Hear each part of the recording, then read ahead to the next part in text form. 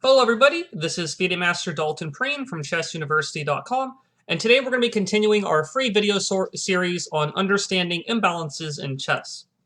In the previous video of the series, we had learned about the material imbalance, and this video is going to focus specifically on the pawn structure imbalance. So this pawn structure imbalance is focused on looking at the pawns for both white and black, and seeing whether there's a specific type of structure or not in the position. You can view the pawn structure of a position kind of like the skeleton. If you understand the pawn structure of the position better than your opponent, then you're going to have a big advantage over them as the game goes on. So throughout this video, we're going to be focusing on three specific pawn structures. We're going to be focusing on the isolated pawns, doubled pawns, and passed pawns. Being able to see and understand the pawn structure imbalance is not very difficult at all, though. The more advanced part of this imbalance, though, is knowing how to play when you or your opponent has one of these types of pawn structures. So it's kind of easy to see what it is, but it's a little bit harder to know how to play according to that type of pawn structure. Now, one of the most important things to understand about the pawn structures that we're going to look at is that none of them are always good or always bad. It's up to the players in the game to fight over the structure and see if you own it, then you want to show off its strengths. And if you're fighting against it, then you want to show that the pawn structure ends up being a weakness. So this is a pretty big battle in chess, especially when these pawn structures are evident in the position. So the first type of pawn structure we're going to look at is the isolated pawn. An isolated pawn is any pawn that has no pawns of its own color on the adjacent files.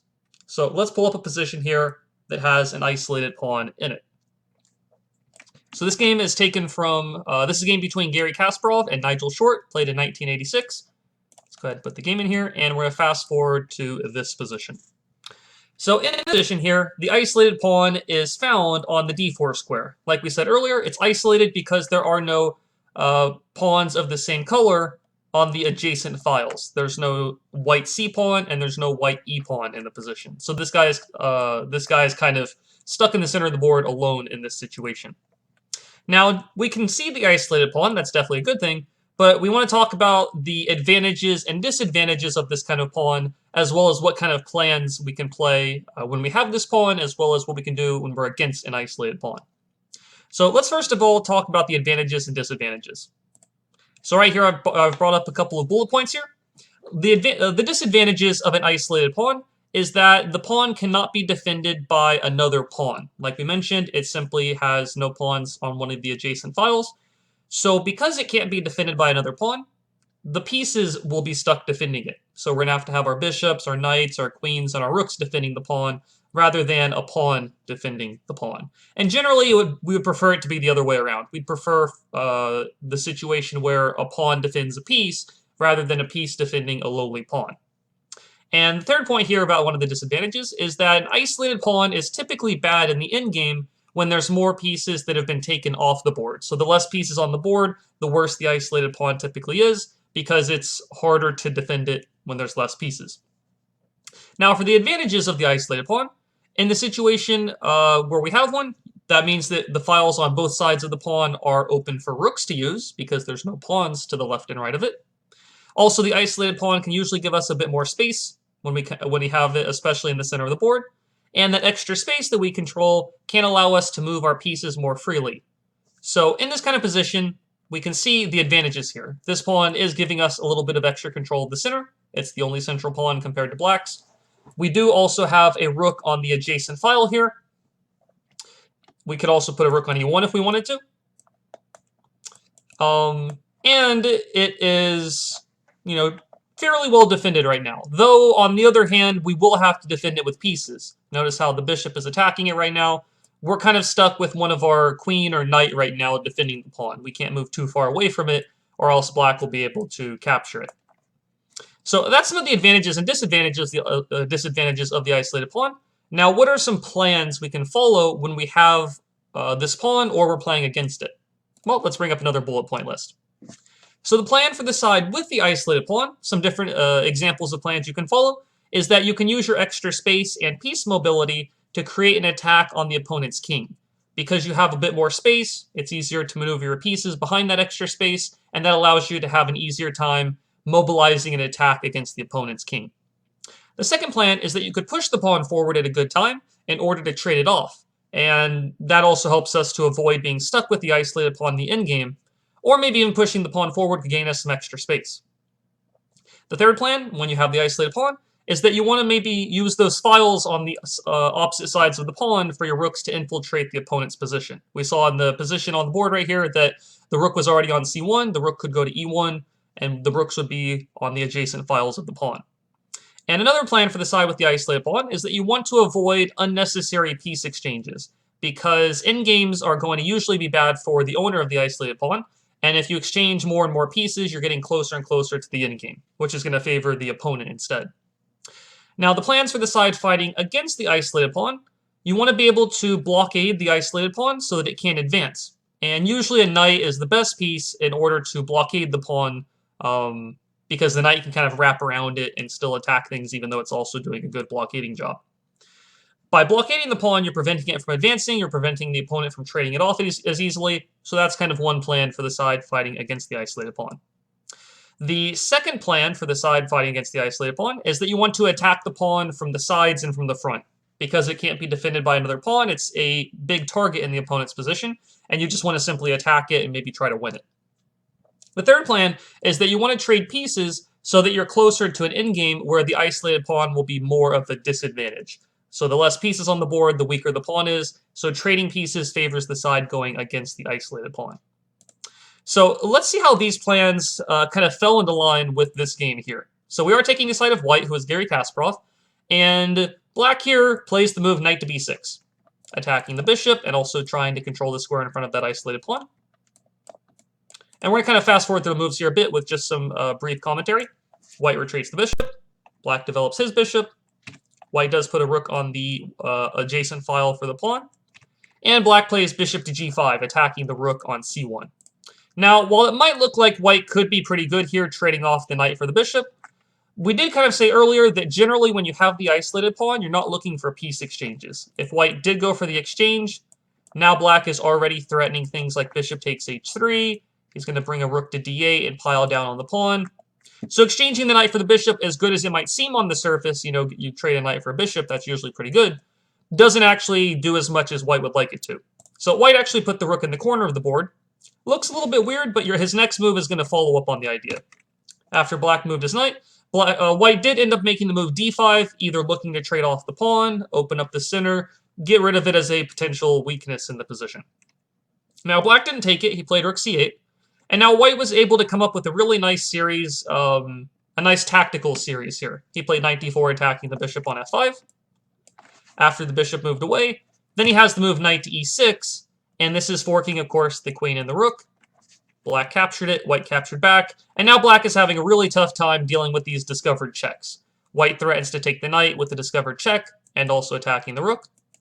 He also threatens to push the pawn forward with the discovered check, attacking the queen and the rook on d8 and e8, f8, sorry. And black doesn't really have a great way to deal with this. So he actually moved the king.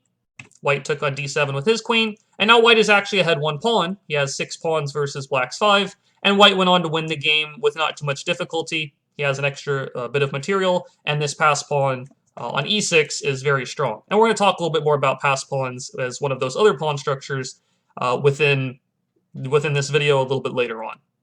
So again, this is for the isolated pawn. We've talked about the advantages, the disadvantages, the plans to play when you have it, and the plans to play when you're against it. So keep those in mind when you have your own games and your own positions where you have an isolated pawn or your opponent has one. So the second type of pawn structure we're going to look at is doubled pawns. Doubled pawns are characterized by 2 pawns of the same color being on the same file together. So let's see a position where this is the case. Okay, so in this position here, it is white's move right now. And we have the we have the doubled pawns on c4 and c3 here. So these pawns are doubled, they're on top of each other, one in front of the other. And let's talk about the advantages and disadvantages of the doubled pawns here. So we have our bullet point list popping up again. The disadvantages of doubled pawns are that they're less flexible and less mobile because the front pawn has to move forward before the back pawn can move forward. So the front pawn is blocking the back pawn. You can't move the back pawn before you move the front pawn. So the pawns are a little bit less mobile in that way. And also, generally, the front pawn can usually be easily attacked. Usually the front pawn is a bit of a weakness. It's a little bit closer to the opponent's side of the board, so it's usually a prime target for the opponent to attack at some point. Now, the advantages of doubled pawns is that they can lead to increased square control. They can maybe give you a little bit more extra space and control of the center. And the rooks can also have extra lines to the left or right of the pawns because they are doubled, because usually one pawn would be to the left or right of that doubled pawn, but because they're doubled, there's an extra file usually. So that's the advantages and disadvantages of doubled pawns. Once again, remember that no doubled pawns or no isolated pawns or passed pawns are always going to be good or always bad. It depends on how the position is played out. So let's see the plans when you have a doubled pawn or you're playing against a set of doubled pawns. The plan for the side with the doubled pawn is that one plan is that you want to try to push the front pawn forward, which will sometimes result in your opponent undoubling your pawn. So maybe we can trade off our doubled pawns by pushing the front one forward.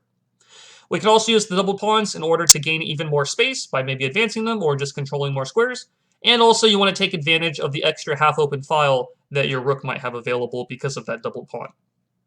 Now the plans for the side fighting against the double pawn, you want to blockade the front pawn so that both pawns are immobile, so that they can't move forward at all. And you also want to attack the front pawn because that front pawn is a little bit closer to your side of the board and it's a bit more of a target like we said earlier. So actually, if we're seeing a little bit of a pattern here with both of the pawn structures so far, and we'll also see it's the case with the passed pawn later as well. Generally, you want to prevent the advance of the pawn, the isolated pawn or the doubled pawns or the passed pawn. You want to try to prevent the advance and then attack it. By preventing the advance, you're stopping your opponent from pushing it forward and trading it off, and it becomes a prime target as the game continues on. So in this position here, it was white move, and white actually has a pretty bad position here. He's got the double pawns, which are not always bad, but in this case, black's already set up pretty good against them. He's got the knight blockading them on c5. He's also has the ability to play the bishop to a6 to attack, or maybe retreat the knight and maneuver it to d6 to attack the front pawn. And the downside for white is that in this kind of situation, there's not a whole lot he can do beneficial here, to be honest, just based on the way that the past couple of moves before this position arose. So in the game, white decided to play the move bishop to g5, simply going for a pin. Black did play bishop a6. White made the move queen d4. I'm sorry, I'm getting my moves mixed up. Black actually played h6 first. White retreated the bishop back to the f4, not f4, back to the e3 square. Black went ahead and played bishop to a6. Now, white could go for doubling the pawns up here. He could actually take the knight and double black's c-pawns, but he decided not to go for that. He actually played the move queen d4. And then black did play the move... I'm sorry, I'm getting my moves mixed up once again. First of all, black made the move rook c8. Sorry about that. Bishop, it was first here, bishop g5, h6, bishop e3, rook c8. There we go. So that's what happened first. White played the move rook to e1, and then we have bishop a6. Sorry about that. So queen d4, then black played the move knight e8. He eventually got the knight to d6, attacking c4, and white didn't really have enough counterplay in order to stop the attack on c4. White didn't get enough counterplay on the other side of the board, and he went on to lose the game a bit later on. And it was definitely in part, in fact, to black playing well against the double pawns here. Okay, so with double pawns, you want to make sure, again, you want to try to blockade them if you're the opponent. You want to try to attack the front pawn. But if you have the double pawns, you want to try to push the front one forward if possible. Wasn't really possible in this example because black did a good job of blockading it, and that's why white ran into some trouble. So the third and final pawn structure we're going to look at in this video is the passed pawn. A passed pawn is a pawn that is usually farther advanced up the board, and there's no opponent pawn that can prevent its advance, or no opponent pawn that controls any square in front of that passed pawn. So let's look at a position featuring a passed pawn. I'm going to fast forward to move number 25 here. Okay, so in this position here, white has a passed pawn on the d6 square. It's very far advanced. It's only 2 squares away from promoting. If the bishop wasn't here and the rook wasn't here, then white would just go ahead and push it and probably make a queen in the near future. Now, we see the passed pawn here, but we have to think about what is the advantages and disadvantages. What are the advantages and disadvantages of this passed pawn? So let's put the advantages here. The bullet point here pulls up the disadvantages and advantages. The disadvantages for the pass pawn is that if the pawn cannot be advanced, if it's blockaded easily, then it can't even block up some of our own pieces. Sometimes the pass pawn can actually end up hurting us a bit because it blockades some lines the bishops would like to use, or maybe the knight would like to use the square that the pass pawn is on. The second disadvantage is that if the pawn cannot be defended by another pawn, then it needs constant protection from more pieces, and that's kind of the same thing with an isolated pawn as well. If a pawn is isolated, it's needing protection from pieces. If a pass pawn cannot be protected by another pawn, then it's going to need protection by pieces as well. Now, the advantages is that if we can advance the pawn, then it can become a powerhouse and take away a lot of space from our opponent's pieces. The farther the pawn goes up the board, the stronger it usually gets, as long as we can keep it defended. It's also very strong in endgames, where it can usually be promoted into a queen. The less pieces there are on the board, the less blockaders for the pawn, the more it could get pushed up the board. And finally, the pass pawn forces our opponent to always be aware of it, and we can use this to our advantage. Sometimes we can even use a pass pawn to deflect the opponent's pieces away from a certain part of the board, and then we can take advantage of their pieces being in a different area of the board in some way. So that's the advantages and disadvantages of the pass pawn. Now let's see some examples of plans to follow, and there's quite a few plans that come along with the pass pawn. So the plan for the side that has the pass pawn is that you want to control the square in front of the pass pawn as much as possible. This is simply because if you control the square in front of the pawn, you'll have an easier time pushing it, and the farther you push it, the more likely it is to become a queen. Now you also want to advance the pass pawn when it will be strong. You want to make sure that when you're pushing it forward, you're not going to push it forward and then it become weak. You don't want to push it forward and then let it get captured or something like that. Now, if the pass pawn is blocked by another piece, we can try to trade off or get rid of that piece, try to remove the blockader in some way. Also, the fourth plan here, push the pawn forward at the correct time in order to open up lines for your pieces that were stuck behind it. So sometimes you can push the pawn forward and open up a diagonal for the bishop, or push the pawn forward and open up a strong square for a knight, maybe something like that. Another plan is that you want to advance the pawn to gain more space and prevent it from being blockaded or attacked. If you see that your opponent's about to blockade it, maybe you can push the pawn forward to prevent the blockade from happening. And the sixth plan is that sometimes trading off a lot of pieces and heading for an endgame with the pass pawn can be a sure way to win. Generally, like we said earlier, the less pieces on the board, the less blockaders of the pawn, which means it's going to be easier to push it forward and make a queen at some point. Now, the plan for the side fighting against the pass pawn is that, again, you want to blockade the pass pawn with a piece so that it can advance. And again, like we said earlier, using a knight is usually a good piece to blockade a pawn because the knight can do kind of wrap around the pawn and still be useful without just being blocked by the pawn. And the second plan is that at the very least, we want to try to control the square in front of the pass pawn as much as possible. Even if we can't actually put a piece there, try to control the square as much as you can. And usually you should avoid going into an endgame when your opponent has a pass pawn because, again, the less pieces on the board, the more it favors the side with the pass pawn.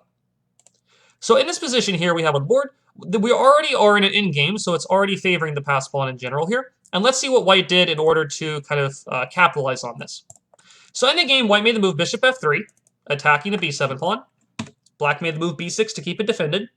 And white found a nice series of moves in order to really work with this pass pawn. He made the move c5. Obviously, black cannot capture the pawn because of the pin on the rook there, the pin on the b6 pawn, that we would grab the rook. Black made the move rook to c8, and he probably just assumed that white would trade pawns, maybe pick up the b6 pawn. He probably assumed something like this would happen, and maybe black could kind of hold on for a while, even though this is probably still pretty good for white, considering the pass pawn is very strong. Instead of that, though, instead of going for the exchange on b6, white found a stronger idea, and this is, again, capitalizing on the pass pawn. He made the move c6 in the position. Now, this looks crazy. It looks like black can simply grab the pawn. But when black does grab the pawn, white played rook to c1, pinning the bishop to the rook. It looks like black can simply move the bishop away, and white's going to trade rooks. And it looks like we've just lost a pawn for nothing. But white can play the move bishop to c6, controlling the square in front of the pass pawn. And now white is going to push the pawn forward and win the bishop and be ahead a piece. Black moved the king. White played d7. Black did have to sacrifice the bishop. And this does look like a tricky endgame. Black does have 6 pawns against 3, even though he is down a piece. But white did go on to convert this game with some pretty good technique. If you're ever interested, I guess you can look up the game. It's Igor Novikov versus Vladimir Tukmakov. So some interesting names there, but it was played in 1984. If you're interested in seeing the end of the game and the technique that was used, I would suggest you look up that game if you get the chance. The main thing, though, that we've learned throughout this video is that we understand a bit better about what the pawn structure imbalance means and how to play effectively with and against each type of pawn structure. Each of these three different types of pawn structures have their own advantages, and their own disadvantages, as well as plans on how to play with and how to play against them. Now, the main thing, though, that we want to remember, and I'll put this as a bullet point here, remember, no type of pawn structure is always good or always bad. It's up to both white and black to play in a way in the position to prove that the pawn is either strong or weak. So not always is a pawn, isolated pawn, good or bad. Sometimes it's good, sometimes it's bad, depending on how the opponents play. Same thing with the doubled pawns as well as the pass pawn. It's all about how you play on the board in order to make it either a strength or a weakness, depending on which side you're playing. So we've talked about, like I said, the plans. Generally, one of the main plans if you're fighting against one of these pawn structures is that you want to blockade the pawn. Either if it's an isolated pawn, try to use a knight to blockade it. If it's doubled pawns, try to blockade the square in front of it. And especially with the pass pawn, try to make sure the pawn cannot advance easily. Try to blockade that pawn as well. So now that you've seen this video, you should be more prepared to play better no matter which type of pawn structure arises in your own games. As long as you can and put into practice the plans surrounding the pawn structure, you're going to be able to play better in your own games, and that will help you to win more often. So the next video in this playlist is going to go more in depth on the lines imbalance in the implodes acronym and how to play around the open lines on the board. So are you ready to test yourself to see if you've mastered the material on the pawn structure imbalance in chess? Find out now by taking our free quiz on chessuniversity.com. Click on the button to the right of the chessboard, or you can click the link in the description below the video to take the quiz. Also, if you found this video useful and insightful, then please subscribe to our YouTube channel and check out our other content and programs on chessuniversity.com as well. Thanks for watching, and I will talk with all of you guys in a future video. Goodbye, everybody.